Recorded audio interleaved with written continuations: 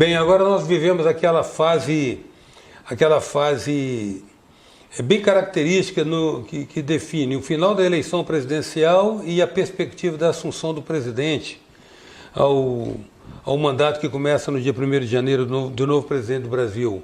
E essa eleição, ela tem várias leituras, tem várias interpretações. Há algumas percepções de senso comum, como de que há todo um repúdio à rejeição ao petismo que dominou o Brasil nos últimos anos teria inspirado uma reação mais exacerbada da sociedade e outras compreensões. Na verdade, esse é um processo político que importa compreender para tentar identificar que rumo o Brasil estará tomando a partir de 2019. Para isso, nós convocamos de novo a presença de uma personalidade que é presente aqui no Presença, que tem vindo aqui nos oferecer, às vezes, subsídios para análise e compreensão dessa realidade. Eu me refiro ao consultor em marketing político, Darlan Campos, com quem nós vamos conversar agora. Então, Darlan, a gente viu o candidato Jair Bolsonaro numa mesa até tosca, uma estrutura quase que rudimentar de produção de mídia social, conteúdos para mídia social, e aparentemente a partir daquele quiosquezinho ali, ele detonou a grande mídia, e ao mesmo tempo nós tivemos toda uma história que desconheceu as estruturas partidárias tradicionais e que prevaleciam no jogo político por um cara que, na verdade, o partido dele se tornou grande a partir dele. Ou seja, toda uma indicação de rupturas com o quadro político que a gente conheceu até então. Sabe, as coisas não funcionaram como vinham funcionando desde sempre.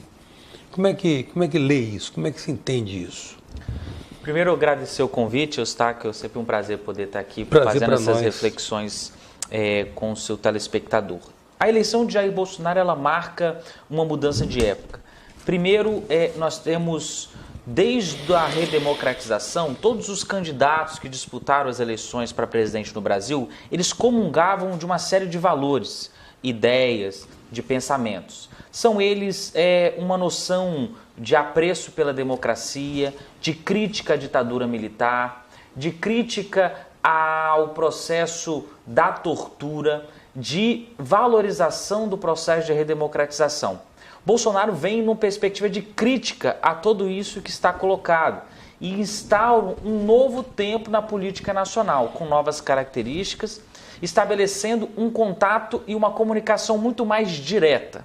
Nesse sentido, o Brasil se insere no quadro das democracias ocidentais, que no pêndulo da história, utilizando aí uma ideia de Tocqueville, de um francês historiador e pesquisador, cientista político Tocqueville, que vai falar do pêndulo da história, que ora progressista, ora conservador.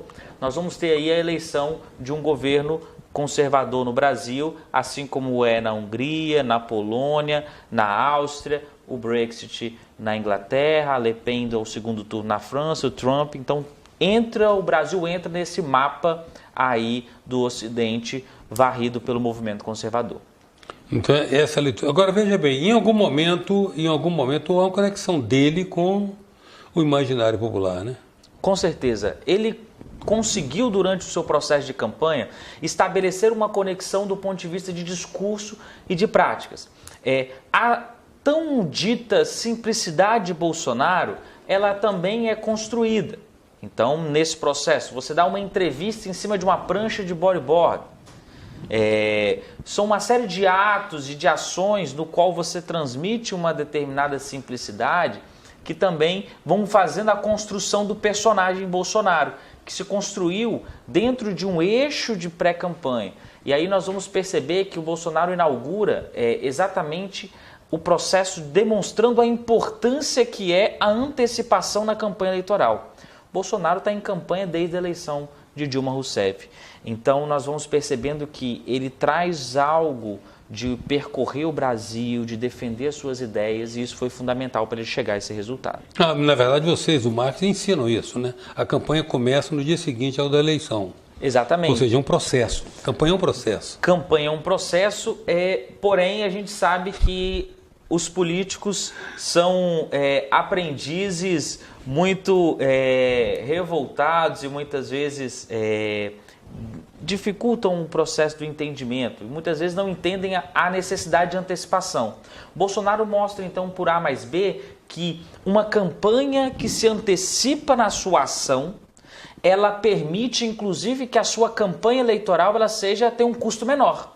Então, se a gente vê a prestação de contas de Bolsonaro, do ponto de vista legal, ela gastou muito menos do que o seu adversário do segundo turno. Logo, por que ele gastou menos? Porque se você diluir o que ele investiu durante o processo da eleição, viajando o Brasil, fazendo campanha em diversos estados, a gente vai perceber que ele conseguiu se antecipar e pautar muitas vezes a imprensa a partir das suas discussões. Mas você vê o seguinte, ele ou fez deliberadamente ou intuiu que isso cairia nas boas graças do eleitorado. Ele construiu uma persona rústica, escorada em frases feitas, e foi bem sucedido. Exato. Ele conseguiu traduzir questões complexas em frases simples.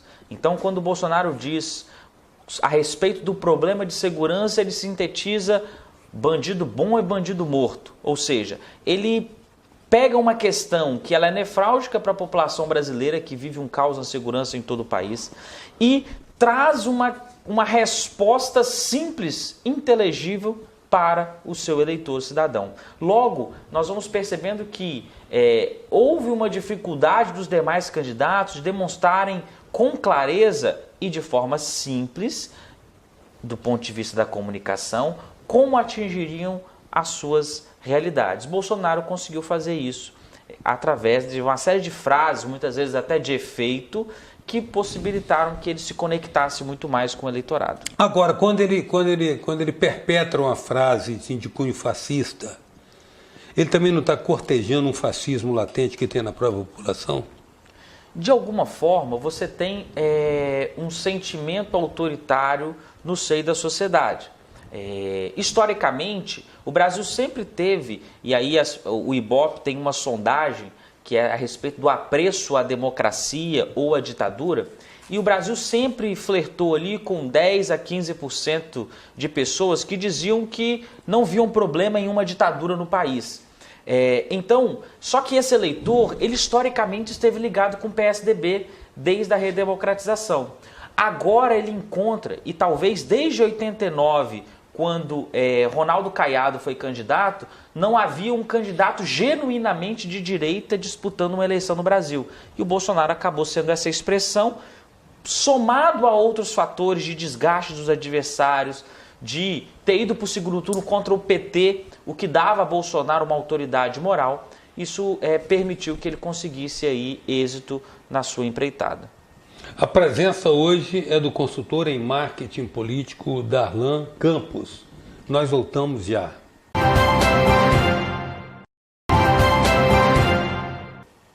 Voltamos com a presença do consultor em marketing político Darlan Campos. Darlan, outra questão que se descortinou nessa eleição presidencial recente.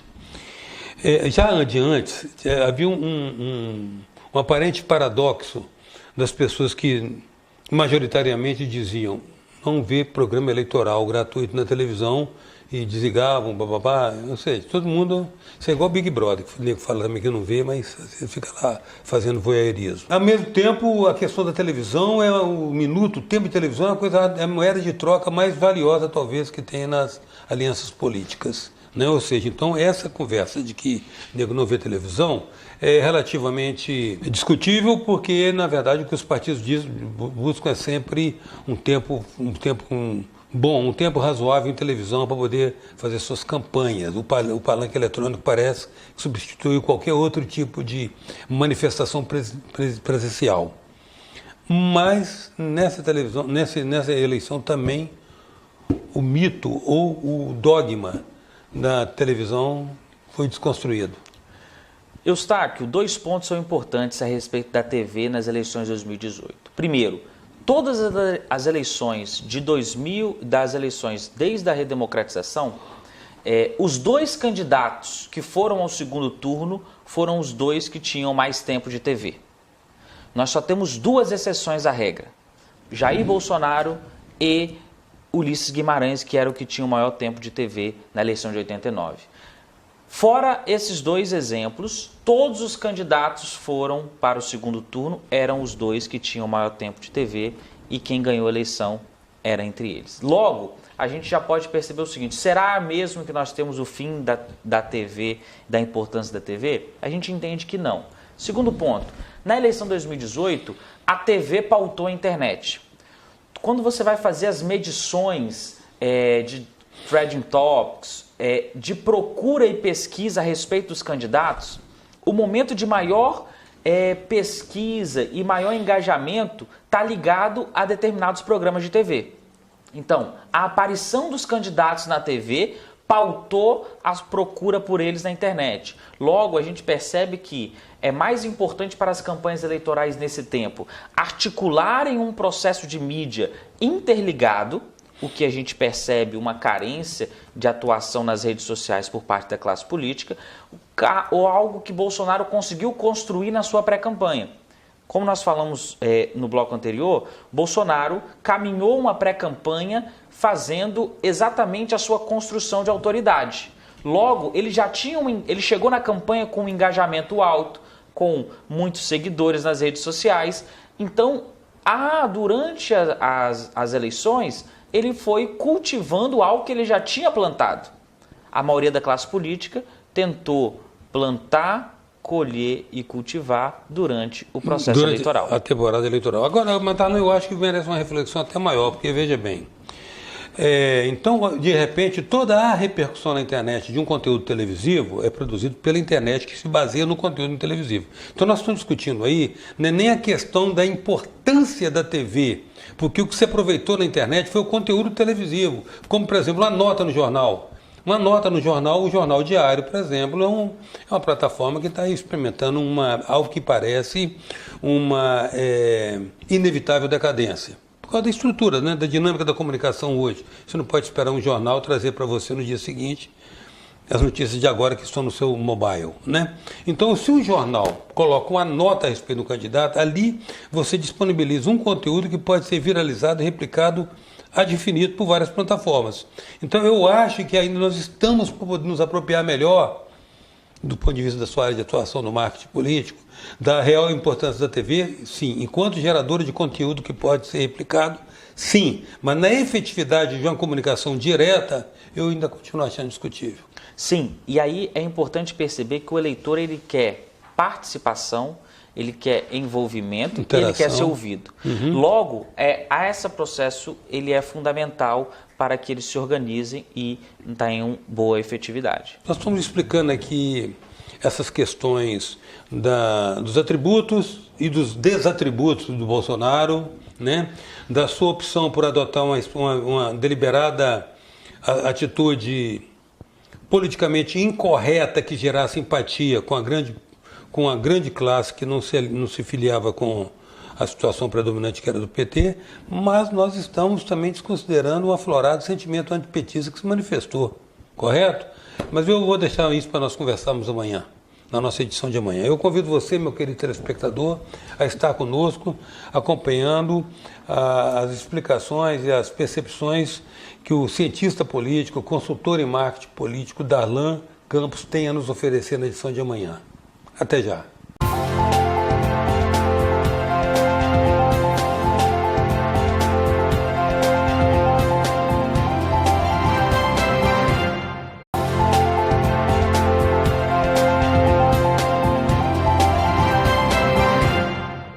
Hoje, a presença do consultor em marketing político Darlan Campos, nós damos sequência a uma conversa iniciada na nossa edição de ontem.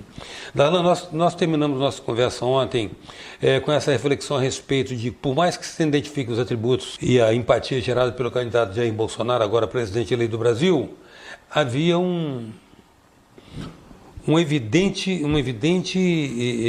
antipetismo no qual o candidato surfou competentemente, não? Sim, o antipetismo teve o seu auge nas eleições de 2016, quando o PT perdeu 40% das suas prefeituras, 1/5 dos seus prefeitos saíram do partido e foram para outros partidos, então o partido de fato saiu das eleições de 2016 como o grande derrotado. Entretanto, todo o processo com o ex-presidente Lula, das suas caravanas, conseguiu reanimar uma base petista que estava desalentada. Logo, houve um crescimento e até uma possibilidade de uma boa competição do PT nessa eleição. Logo, ir ao segundo turno e não ter perdido por uma margem tão grande foi uma vitória para a estratégia petista que precisava sobreviver às eleições de 2018. Entretanto, o antipetismo falou mais alto nesta eleição e o candidato que foi ao segundo turno era o candidato que no imaginário popular era a expressão que tinha a condição de vencer o candidato petista. É isso que explica essa capacidade de transferência de voto ou é a organicidade do partido? O partido PSL não existia. Não, digo do PT por Haddad. O PT conseguiu, e aí a gente tem que entender que os 45 milhões de votos, mais de 45 milhões de votos que o Haddad teve, não são votos do PT. São muitas vezes votos, inclusive, anti-Bolsonaro, que também arregimentou uma massa importante de eleitores. Só que o que foi fundamental nessa eleição, até que explica em parte a não ida e o baixo desempenho de Geraldo Alckmin, foi que já no final da reta final do primeiro turno, houve um afunilamento e um sentimento de que dava para ter terminado no primeiro turno. Então aquele sentimento fez com que algumas outras candidaturas elas fossem minguando nos seus votos. Então Marina Silva terminar com o rendimento que teve e o Alckmin também é fruto disso, de transferência de voto que saiu desses candidatos, o chamado voto útil de reta final, que é muito presente no segundo turno, mas que nós já vimos presente na reta final do primeiro turno. Em algum momento tem alguma ponderação, algum peso que possa se dar a uma mera e nada esotérica variação de humor do eleitor? A eleição ela acontece dentro de um campo social. Logo, toda variação de humor, ela gera um impacto dentro do processo. Reflete, né? Reflete. As pesquisas que nós tivemos acesso, nacionais e locais também, que nós fizemos, já havia um sentimento e uma demonstração de que o eleitor estava ressabiado. O eleitor estava insatisfeito e o eleitor queria mudança. Logo, o candidato que se expressou como um outsider conseguiu ocupar este espaço, mesmo que ele tivesse muitas contradições em si, mas falou mais alto ser ou parecer ser de fora do sistema do que um partido que já estava no poder. E aí nós temos que lembrar que o PT venceu 4 eleições presidenciais seguidas. Então, há um cansaço, uma fadiga de material, inclusive com o partido natural, que leva a uma vitória dos adversários. E como é que você vê assim, essa redução que ele faz de temas complexos a frases às vezes toscas e simplórias? Você acha que isso aí... Como é que o eleitorado compra isso? Ele compra isso no sentido de uma alternativa àquilo que ele já experimentou e não gostou, que foi o final do governo, do período petista de governar. Como é que explica o fato de um eleitorado que o Bolsonaro ele catalisou votos ao longo de todo o espectro social, né? Também, né? Como é que se explica o fato de as frases dele produzirem esse efeito, embora se percebesse que elas eram rústicas, para poder explicar satisfatoriamente a complexidade do tema que elas tratavam? As eleições de 2018, elas foram pela primeira vez da nova república definidas pelo voto evangélico. Os estratos sociais diversos tiveram basicamente as mesmas proporções. O grande destaque é o componente regional. O PT venceu em todo o Nordeste, com uma margem importante. Das demais regiões do Brasil, Bolsonaro venceu. Mas o componente do voto evangélico foi fundamental.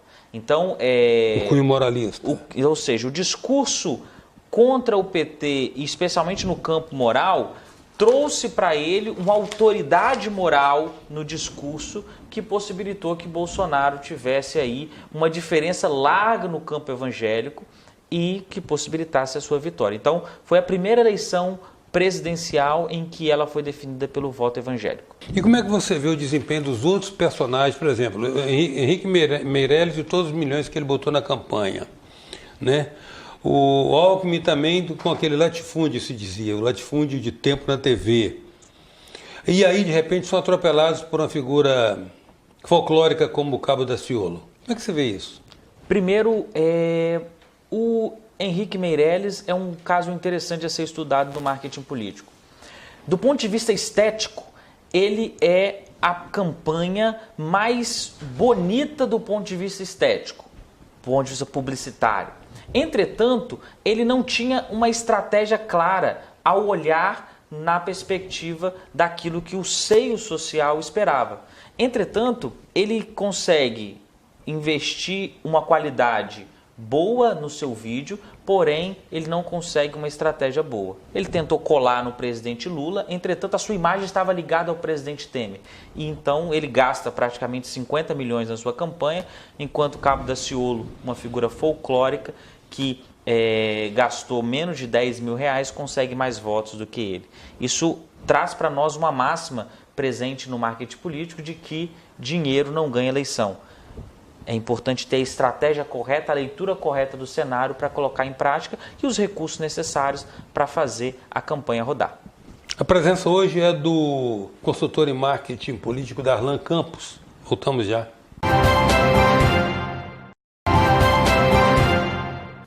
Voltamos com a presença do consultor de marketing político Darlan Campos. Darlan, nós terminamos o bloco anterior, nós estávamos falando a respeito do erro de estratégia de comunicação do Meirelles, que apesar de ser sofisticado na sua produção, não foi convincente.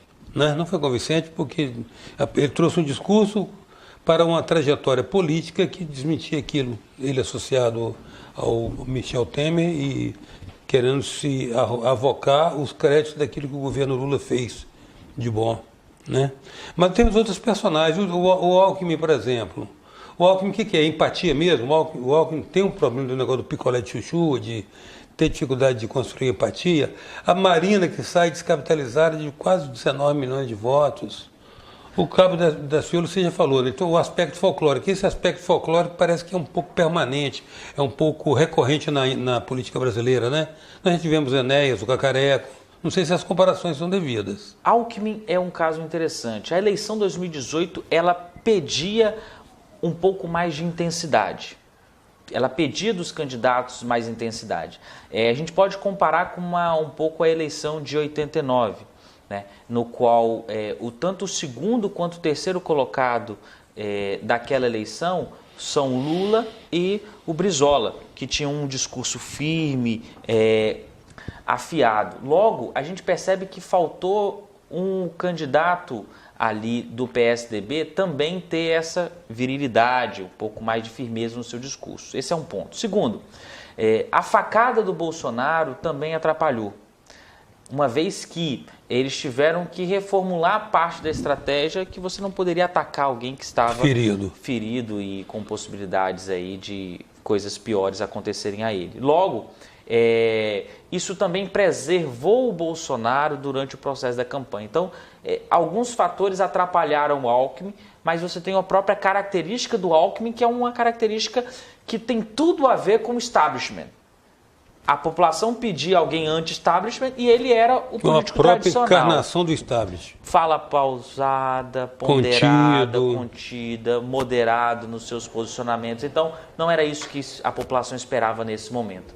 A Marina, ela foi levada pelo voto útil. Nessa eleição, vamos lembrar que na eleição passada, ela tinha uma estrutura partidária. Ela estava pelo PSB. Eduardo Campos faleceu, ela assume, e o PSB tinha uma capilaridade por todo o Brasil, coisa que a rede não tinha. Então não foi capaz também de fazer uma campanha e de levar o discurso da Marina para todo o país. Segundo, naquela eleição, a Marina conseguiu se posicionar como a terceira via, coisa que nessa eleição ela não conseguia porque existiam muitas terceiras vias. Uhum. Era uma eleição polarizada, logo ela teve uma dificuldade de se posicionar. E na reta final, os votos da Marina migraram, ou, e em sua grande maioria, para o Haddad, na tentativa de fazer com que Bolsonaro não fosse eleito no segundo turno. Uhum. E a questão dos candidatos folclóricos? Isso é algo recorrente na história do Brasil, na história das eleições do Brasil, onde determinados candidatos ocupam um espaço, né? Na eleição passada foi o Eduardo Jorge, pelo PV, que fez esse papel com algumas falas e que utilizou o humor para poder se destacar, também teve um rendimento baixo, ele também teve o seu rendimento baixo. Então, nós vamos percebendo que, de fato, isso é uma construção que faz parte do processo político brasileiro e que a democracia tem que conviver também com esses personagens que institucionalmente buscam um espaço ao sol. E às vezes são os inocentes úteis que são bem usados, né? Pelos players em jogo. Usam para falar coisas que às vezes outros se abstêm de falar. E em algum momento o Cabo Daciolo auxiliou Bolsonaro, porque o seu discurso de cunho religioso colocava ele mais à direita do que Bolsonaro. E muitas vezes Bolsonaro parecia até menos radical, graças a um discurso mais radical de um Cabo Daciolo. Bom, agora começa, uma coisa é chegar, né? Outra coisa é permanecer. Agora nós temos a expectativa de um governo aí, onde ele está se cercando de alguns notáveis, que são, de fato, bons avalistas iniciais da largada do governo, mas tem uma situação que está por ser resolvida, que é a grande incógnita, a relação dele com o Congresso. Como é que você está vendo isso aí? É um desafio. Ele tem dado algumas sinalizações de como vai ser o seu método de governar. Primeiro, o presidente precisa montar sua coligação, sua coalizão de governo. Essa coalizão ela é fundamental para a estruturação e para a aprovação das pautas que o próximo governo tem à sua disposição. Todos os presidentes até o momento buscaram uma articulação com partidos, uma vez que as estruturas partidárias elas têm mecanismos internos de pressionar os deputados a votarem nas pautas que as lideranças definem como prioritárias. O Bolsonaro está buscando uma estratégia diferente, de falar com as bancadas. Então, ele chamou a bancada ruralista e o Ministério da Agricultura está com a bancada ruralista, a futura ministra Tereza Cristina, atual deputada. Logo, nós percebemos uma outra tentativa de articulação que a gente vai ter que esperar, porque não foi tentado ainda esse método, mas ele vai ter um grande desafio pela frente, que é passar por cima das estruturas partidárias, dentro de um Congresso que tem um regimento que precisa ser seguido, e isso vai ser fundamental para o sucesso do governo Bolsonaro. Muito grato, Darlan, pela sua presença. Eu que agradeço o convite. Presença do consultor em marketing político, Darlan Campos. Até já.